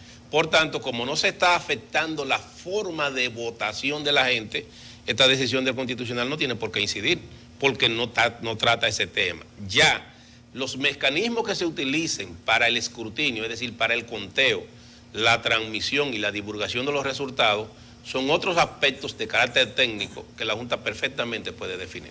Doctor, hay preocupación en la clase política por un tema que yo creo que usted domina a la perfección por su condición no solamente de dirigente político, sino porque como expresidente de la Junta Central Electoral también domina el tema de la legislación electoral y conoce perfectamente la necesidad de actualizar, bueno, reformar o crear una nueva ley electoral por un lado y la ley de partido, por lo que todo el mundo sabe. Se crearon ambas legislaciones y realmente fue en ambos casos un fracaso. Entonces estamos hablando ya, después de 3 o 4 años, estamos hablando de nuevas leyes, pero se está contra el tiempo, se está discutiendo en la Cámara de Diputados, se está discutiendo en el Senado, o sea que hay una dicotomía, digamos, una dualidad en cuanto a la discusión. ¿Usted piensa que todavía hay tiempo de aprobar ambas leyes? Si se hace este año, sí. Yo creo que los legisladores tienen todavía hasta diciembre de este año para aprobar una nueva legislación, tanto en relación a la 3318 como la 1519. Porque la Junta tendría el año 2013 para adaptarse a este nuevo sistema. 23. Porque cada vez que se modifica la ley electoral o la ley de partido, se introducen instituciones, se introducen reformas que afectan la dinámica del proceso electoral. Y el órgano electoral necesita tiempo para adaptarse, porque el órgano electoral tiene que desarrollar software, tiene que desarrollar, incluso crear dentro de la propia institución mecanismos que le permitan ser eficientes. Te pongo un ejemplo. Los mexicanos son muy buenos en la parte que tiene que ver con el control de la publicidad, la prensa y la divulgación de las actividades políticas en campaña. Ellos miden qué cantidad de anuncios puede publicar un candidato y qué cantidad no en los medios de comunicación. Y tienen un software incluso que cada determinado tiempo lo hacen público y va identificando. Hay partidos, por ejemplo, que han terminado la campaña, han terminado los últimos 5 días de campaña sin poder difundir ninguna publicidad porque agotaron la totalidad de espacio que tenían. Hay países, por ejemplo, donde en Sudamérica, donde los partidos no pueden colocar publicidad directamente en los medios de comunicación, sino que tienen que hacer su publicidad, entregársela al órgano electoral y el órgano electoral es que la coloca en los medios de comunicación conforme una programación que tienen. Pero todo eso lleva una serie de reglamentos, una serie de adaptación de la normativa que la Junta no la puede hacer en 2 o 3 meses, requiere tiempo. En mi humilde opinión, si de aquí a diciembre eso no se logra, ya sería difícil que se pueda avanzar más. Yo no creo que estemos todavía como estábamos en el siglo pasado, como estábamos en el 2010. Yo creo que con todos sus defectos, que fueron muchos, tenemos una ley de partido que no teníamos y tenemos una ley del régimen electoral que tiene avances, aunque no lo suficiente, porque lamentablemente, teniendo la oportunidad de hacer un consenso sobre la misma, el Congreso anterior prefirió de manera unilateral aprobar las propuestas de reforma que se hizo en mi gestión, incluso que fueron redactadas básicamente por nosotros, pero que ellos le hicieron unos injertos que al día de hoy creo que todos han sido declarados inconstitucionales. Doctor, volviendo un poco al tema partidario, ustedes, a los dirigentes y al propio líder de la Fuerza del Pueblo, el doctor Leonel Fernández, se le escucha hablar con mucha, diría yo que hasta alegría, por el posicionamiento electoral que ustedes dicen que tienen ahora.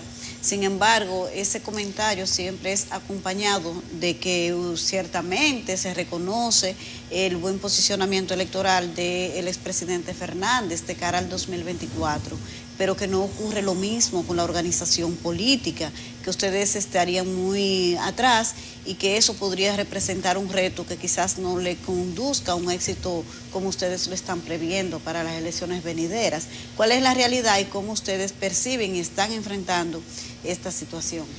Mira, es una narrativa que tiene autores y beneficiarios que trata de disminuir una realidad, que es el posicionamiento del presidente Fernández y el crecimiento de Fuerza del Pueblo. Ahora mismo la Fuerza del Pueblo tiene un candidato que le supera en mucho en relación a su simpatía, pero eso no pasa en otro partido. Eso que se quiere presentar como un elemento negativo es positivo, porque en la República Dominicana desde hace más de 30 a 40 años la gente vota por los candidatos, la gente ya no vota por los partidos. Y el candidato tiene que aportar la estructura partidaria, más bien el papel fundamental de la estructura partidaria es recoger esa simpatía suerte y llevarla a las urnas. La maquinaria, el músculo electoral se mueve a través del partido para garantizar que llegue. Por eso, usted se ve que desde, por ejemplo, el gobierno de Jorge Blanco, aquí se dan estos grupos externos. Cuando Jorge Blanco se llamaba la avanzada electoral, cuando Jacobo Magluta se llamaba la estructura, porque son grupos externos que están para recoger la mayor cantidad de votos que hay, que no participe en la cotidianidad de las reuniones políticas partidarias, que simpatiza con alguien de manera coyuntural y que quiere que esa persona sea presidente.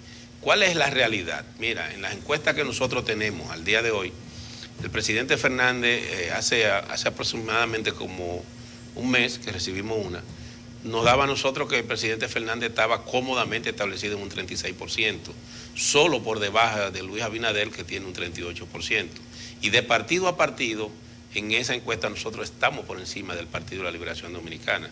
El PLD, que estaba en un 23%, hoy está como en un 20%, y la Fuerza del Pueblo está en un 21 o un 22%. Esa es la realidad. Ahora, que se quiera decir otra cosa, pues perfecto. Nosotros dejamos que la gente diga lo que diga. Mira, el presidente Fernández tuvo este fin de semana por el Santo Domingo Este y Santo Domingo Norte. Estuvo específicamente en La Victoria y estuvo específicamente en Villafaro o Villa Duarte. Ojalá pudiéramos ver las imágenes de cómo se desarrollaron esas actividades.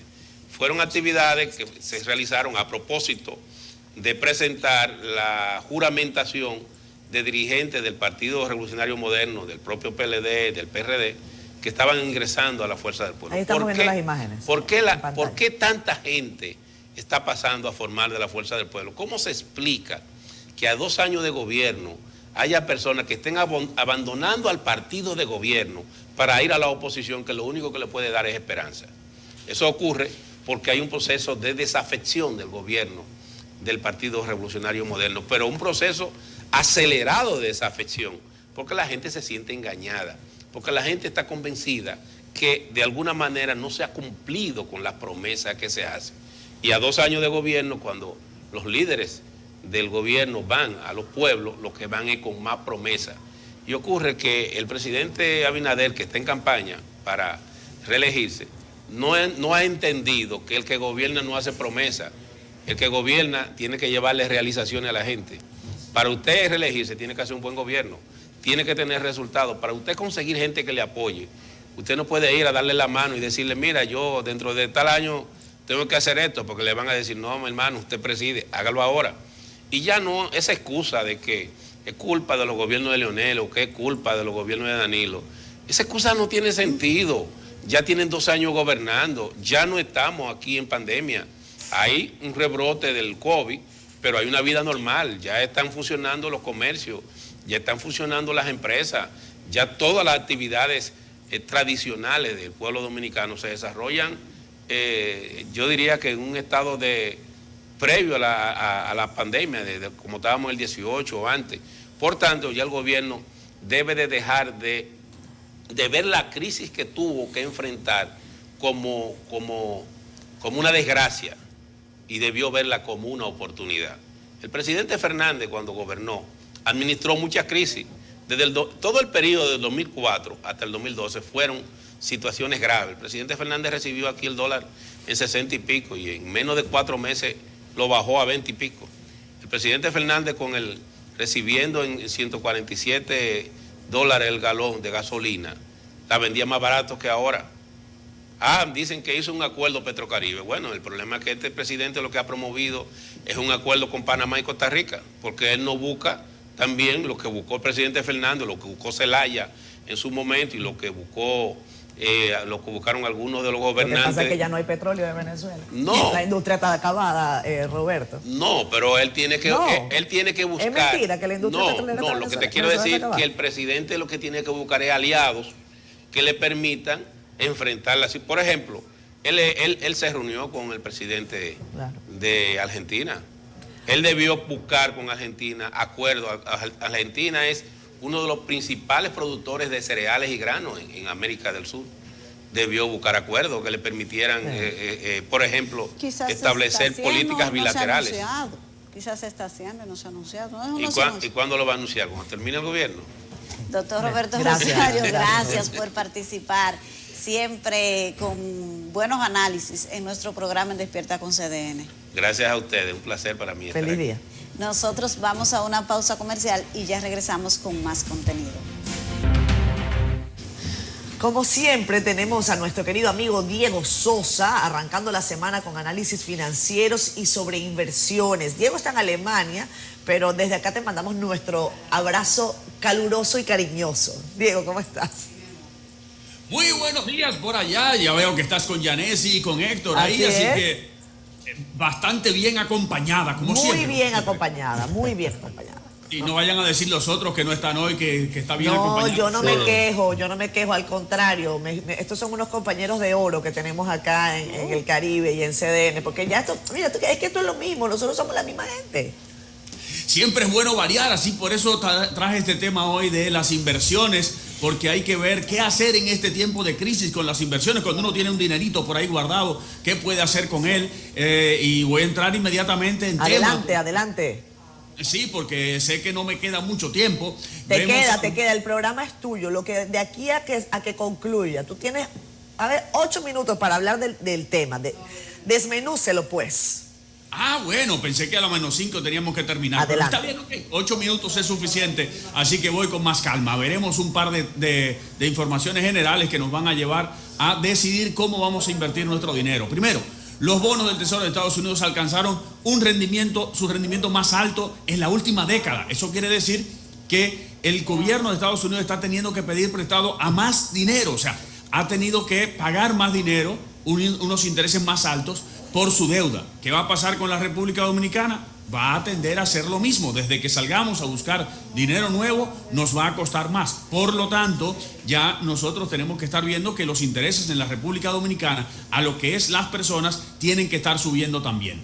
El Banco Central sube la tasa de intereses, la política monetaria, así que ya estamos en el 6,5%. Recordemos que venimos de un 3 por allá y ya estamos en el 6,5%. Usted sabe qué va a pasar con los intereses de los pasivos, o sea, del dinero que usted tiene que subir. Nos estuvieron dando a nosotros un 2%, 3% por nuestro dinero que teníamos en certificados. Ya esto va a cambiar, ya comenzó a cambiar. Ya cuando estuve en República Dominicana me hablaban de los certificados de mucho más. Voy a desmenuzarlo dentro de un momentito. Por otro lado, no quiero que dejemos de hablar también de lo que es la inflación. Los alimentos en la República Dominicana van a seguir subiendo de precio, por lo tanto hay que cuidar nuestro dinero. Es sumamente importante esa parte de cuidar nuestro dinero. Hablemos de los certificados financieros como inversiones. Dije que el tema de hoy es cómo invertir en tiempo de crisis. Certificados financieros tienen que estar subiendo los intereses. Por favor, si usted tiene su certificado y se va a renovar, trate de ir al banco antes de que renueve para que pelee las tasas. Busque en otros lugares a cómo está la tasa para que encuentre realmente lo mejor para usted. ¿Debe ponerlo a mucho tiempo? No, porque van a seguir subiendo las tasas. No sé a cuánto la va a conseguir ahora. Yo vi 6%, 7% de intereses para dinero a un año, a 6 meses. Así que trate de ponerse a no más de 6 meses, porque las tasas deben tender a ir subiendo por todo lo que estamos viendo en el mundo. El mundo está cambiando, estamos cambiando, no por la guerra, sino porque realmente hemos venido ya antes de eso, emitiendo mucho dinero, tomando mucho dinero prestado y acelerando la economía, tomando dinero prestado y bajando tasas. Eso se terminó, por lo tanto los certificados van a seguir subiendo. Los bonos del Estado, todavía no es momento. Hace ya un tiempo que le dije, no tomen bonos del Estado, porque eso que usted toma ahora, que estaban al 3, al 4, al 5%, no va a poder salir de ellos. Ya las AFI, las administradoras de fondos de inversiones, muchas tomaron bonos de esos y eso no vale casi nada hoy en día, porque la gente no quiere tomarlos. Los bonos del Estado alemán, por ejemplo, que se estaban tomando al 0%, bonos a 100 años, para devolverlos en 100 años al 0%. Usted sabe qué está pasando con todos esos bonos que ya valen el 40% de su dinero. O sea, si usted quiere vender ese bono ahora que usted tomó para recuperarlo en 100 años al 0% anual, a usted le van a dar solamente el 40% de lo que vale. Y usted diga, ¿por qué la gente tomaba ese tipo de bonos? Porque es una locura el mercado es una locura, la gente se vuelve loca y cree que el mundo es para hoy. No, tenemos que ver todo esto a largo plazo. AFIs y ETFs. ETFs es lo mismo que la AFI. La AFI es una administradora de fondos de inversión. El ETF no es una empresa, sino que son fondos de inversión, no en República Dominicana, sino que en el mundo se llaman así. Lo tienen los bancos, lo tienen los corredores de bolsa, etc. Esos son varios instrumentos financieros. Usted puede decir, bueno, yo quiero un instrumento de AFI que sea de bonos, uno que sea de inmuebles. Puede ser una ETF que sea de, digamos, por ejemplo, bolsa de valores, acciones, las acciones de Dow Jones, las acciones que están en el mundo entero, acciones, o sea, usted puede tomarlo como usted quiera. ¿Es momento para eso? Sí, puede ser un buen momento, pero en República Dominicana, en las AFI, que no tengan bonos no tengan bonos del Estado, porque si tienen bonos del Estado, esos bonos están deprimidos, porque se compraron muchos bonos que no hay forma como salir de ellos. Por lo tanto, tome algo que sea a corto plazo, que solamente tenga el dinero invertido en algo que no sean bonos del Estado.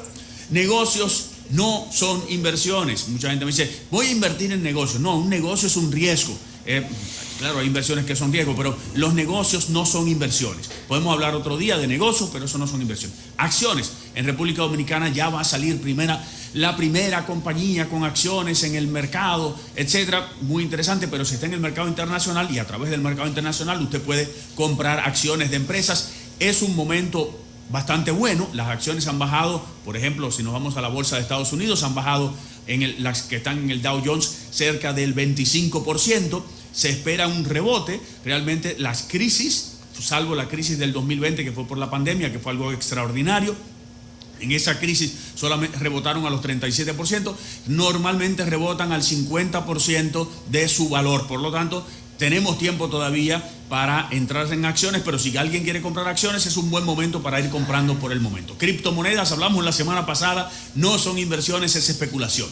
Inmuebles, es un momento bueno si usted tiene el dinero, si tiene que coger prestado, tiene que ser rapidito porque los préstamos van a seguir subiendo. Traía esto para hablarlo porque el señor Nelson me pidió que hablara de algo del señor Dawager que publicó la semana antes pasada, pero el señor Nelson no está, así que hoy no lo voy a hablar con ustedes. Solamente me queda decirle que tengo un taller de inversiones para para el día 23. El que quiere saber de inversiones en este momento y saber todo esto que yo estuve hablando, pero ponerlo bien detalladito, que vaya a esta dirección www.bit.ly/taller-info. Puede ir ahí y ver todas las informaciones. Tenemos pocos cupos, es un taller muy interactivo con pocos cupos, solamente van a ser 12 participantes, va a ser vía online, pero va a ser live, o sea, va a ser un on live. Vamos a estar el sábado 23 de 9 de la mañana a 1 de la tarde de la República Dominicana. Puede estar usted en cualquier parte del mundo hablando de las inversiones. Y entonces, nada, le doy tiempo para que me hagan preguntas, aunque yo creo que me consumí los 8 minutos que usted me dijo. Para que tú veas que tú eres un hombre así puntualito. 8 minutos y 8 minutos te tomaste. Ay, Dios mío, yo me quedé esperando. Increíble. Queríamos preguntarte varias cosas porque vale la pena, Diego, tomar este taller y ojalá que puedan hacer otros si el cupo es tan limitado. La gente muchas veces tiene ese recurso que cuesta tanto ganarse y que definitivamente hay que buscar, no solamente asegurar, sino hacer que crezca, hacer que se mantenga en el tiempo, en momentos de volatilidad, en momentos de crisis económica, en los que hay que poner a producir ese recurso que tanto nos ha costado. Muchísimas gracias, amigo, por estar con nosotros. Bueno, dejo el tema ahí para que la próxima semana sigamos hablando. Podemos seguir, lo podemos ir incluso parte por parte, ¿no? O sea, ¿por qué sí los bonos o por qué no los bonos? ¿Por qué sí lo que comentaste, los depósitos a largo plazo, que también es algo de lo que se habla mucho? Esas tasas, los tiempos, hay tanto de qué hablar que es genial contar contigo todas las semanas. Un abrazo, Diego. Anoten sus preguntas y cualquier cosa me siguen en las redes, Diego Sosa Sosa, en Instagram están todas las informaciones. Te lo agradecemos, un abrazo para ti. Contigo despedimos, gracias a toda la audiencia de Despierta. ¿Despedimos o vamos a pausa? Despedimos. Ya vamos a despedir, pero Diego debió decirnos un prontitico. ¿Y cómo no sale de tantas deudas, hermana? Bueno, eso es otro tema, es un tema gordo, es un tema grande. Sí, Yanesi, ese es otro tema, bien largo. Un abrazo, Diego. Bye, cuídense. Hasta mañana.